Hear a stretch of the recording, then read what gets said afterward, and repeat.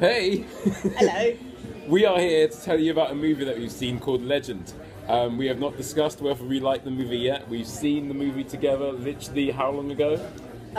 Not even 10 minutes ago. 10, Yeah, 15 minutes 10, ago, something 15 like minutes ago. And we made a vow that we would watch it and not say a single thing to each other until we had pressed record. So I don't even know what this guy thinks. Indeed. As you can see from the title, the movie is called Legend. It stars Tom Hardy and Tom Hardy. And Emily Browning. And Emily Browning, yeah. So Tom Hardy plays two different characters. Yep. Both of them are gangsters from 60s London, the East End. The Cray twins, Rogie and Ronnie. Reggie and Ronnie. Reggie and Ronnie. Reggie and Ronnie. There we Thank go. you.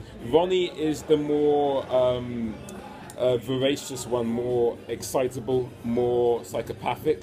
Psychopathic, illogical, to the point, in not in a potentially a disturbing way, in an unsettling way. Very unsettling. And then, of course, we have Reggie, who's the one that we follow the most, I think. His POV is central. And the sort of not the sensible one, but the one who's got his head screwed on. He's got things going on, he figures it out, he understands, and he's trying to make sure that things go to plan. More relatable.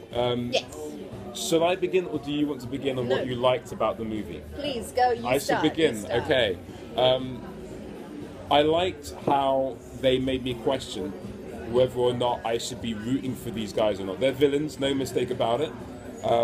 But there were moments where we're following Reggie doing romantic gestures to his girlfriend, played by Emily Browning, and because we're trained to believe that the hero climbs up a pole to give her a certain artifact. It was very Romeo and Juliet. Yeah, very Romeo and Juliet. I had a little bit of... So I enjoyed how they were making me question whether or not I should like this person or not. I think that it was very authentic in terms of the look of 60s London. I didn't think for a second that there was something too day-glow or too technological. It didn't bring me out of the movie. So except at one point I definitely heard a plane, and I know that I know there's planes and things, and I know the planes happen and all that kind of jazz, but there was one point when I was like, that's the sound of actual London. That's the sound that you hear, which are planes going by the whole time. So yes, it was very true to it, and I did very much appreciate the sort of very structured, very difficult searching process in terms of finding a part of London that they could make totally 60s. So that was very enjoyable. Another thing I'll say before we move on to Grace's positives is that for a long time I'd say the Americans have had gangster movies that we call to mind quite quickly, such as Goodfellas, and at this moment in time, my mind has gone blank. I can't help you, buddy. I don't know That's movies. That's okay. That's fine. That's okay. What she does know movies. She's got a degree in acting. A degree in acting.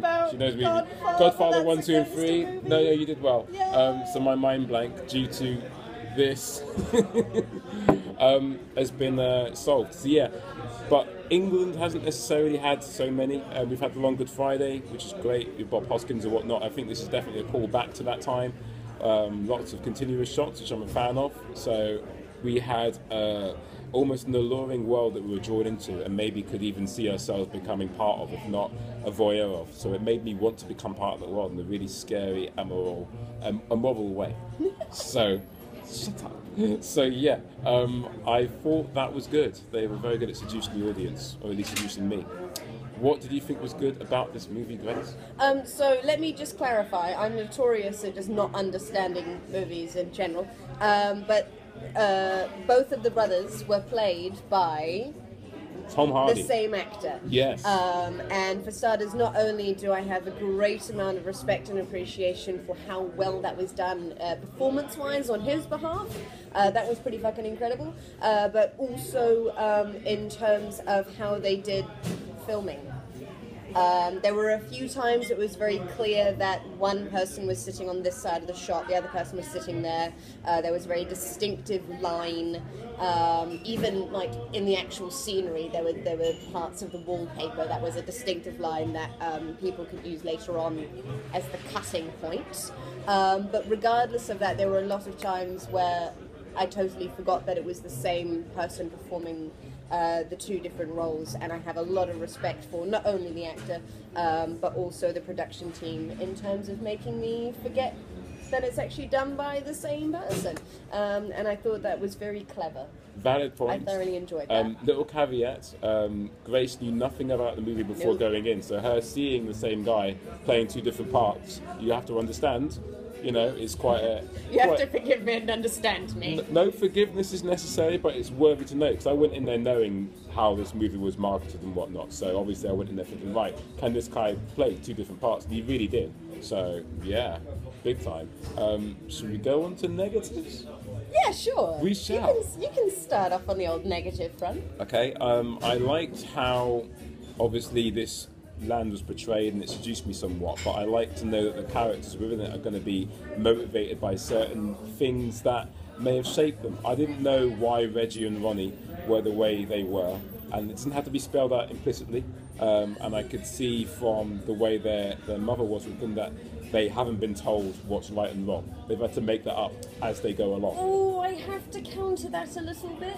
Continue. There are a couple of moments in which the mother initiates particular morals, not going into details. Okay. But This is not our spoiler review. No, that's the other video. That's later. That's the fun one. But there are certain times when the mother initiates particular morals, which are very good morals.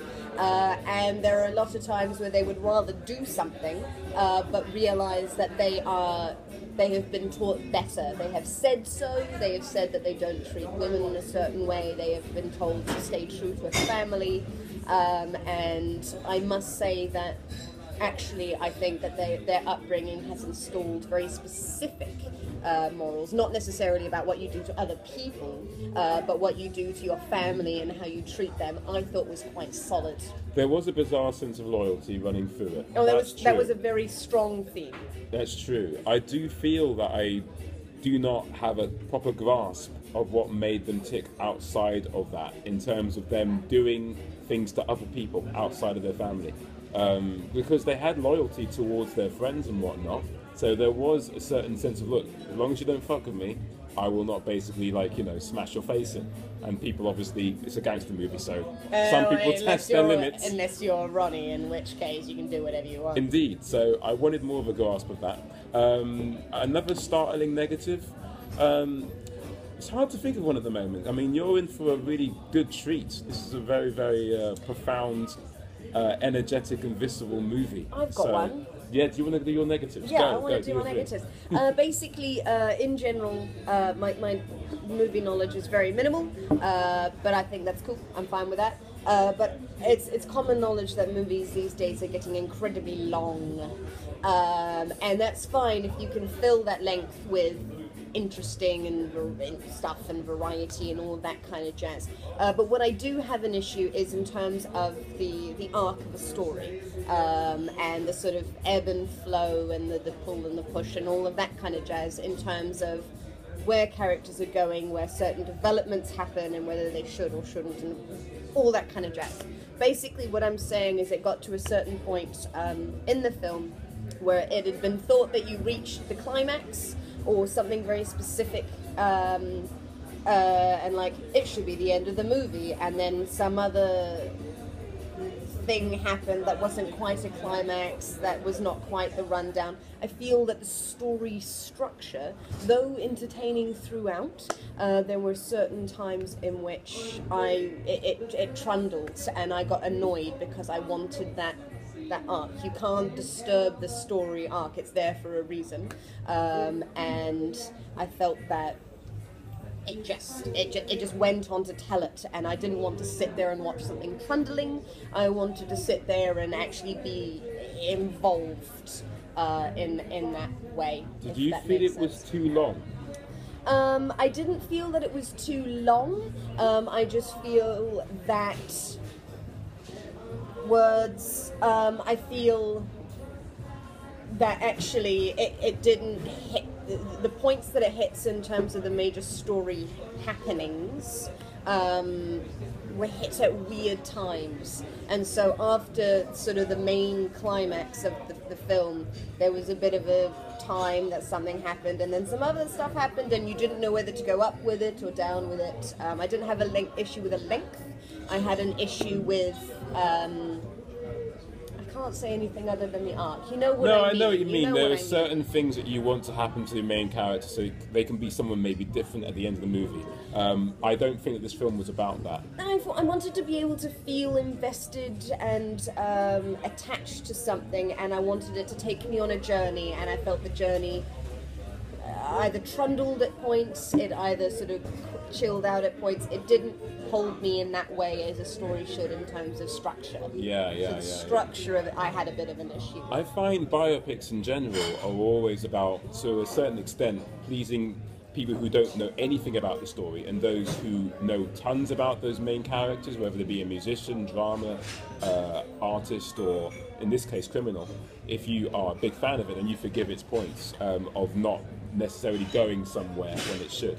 I understand that, but then that's in deciding what scenes happen when, and how they build up and how they don't. You can still get that much information in, but that doesn't necessarily mean you can order it in a fashion that is a little bit anticlimactic. Yeah, I'm not defending it. I think that that's part and parcel of this genre, unless you truly have quite a charismatic and wild individual that does go through an arc. I mean, the first Doors movie by Oliver Stone, there's quite a lot of things that happen in that movie, but to an extent, just like Legend, it does feel very disjointed? Yeah, like you're getting all these different bits out of this person's story, and you're thinking, right, we've got to dramatize this, and we've got to have that set piece and have this set piece. You can become quite immune to it, but without going too off topic, do the negatives of this movie outweigh the positives, or would you recommend this movie to these wonderful people who are watching us, not that weird fucking picture behind us? That guy, Humphrey?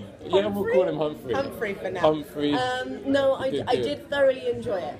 Okay. I did enjoy it. There were a lot of good pros. I'm not one to go and watch movies in the movie theatre.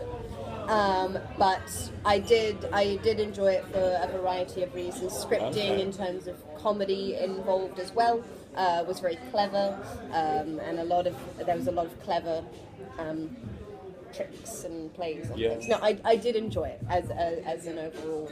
Okay, it's pretty obvious from what I've said earlier that I would recommend it as well. I feel remiss not to mention the comedy as well, because there are moments where it's very black humour.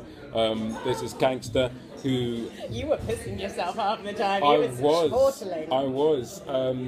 God, his face.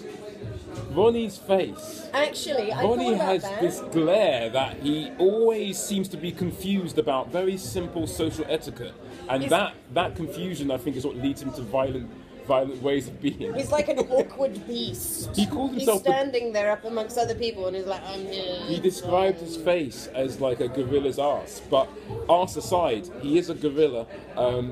He acts first and then thinks later, and he compliments his brother really well. Go and see the movie. Check out the spoilers. Say hello to Humphrey. Hey. If I press this button. Oh, do we do a star thing? Star thing? Yeah, out of 5. God, out of 5. Or do we not do stars? Oh, I don't know if we should. No. Yeah, go and watch it. There's either judgmental. go and watch it or don't go and watch it. So you're going to go watch it. Bye-bye. Later.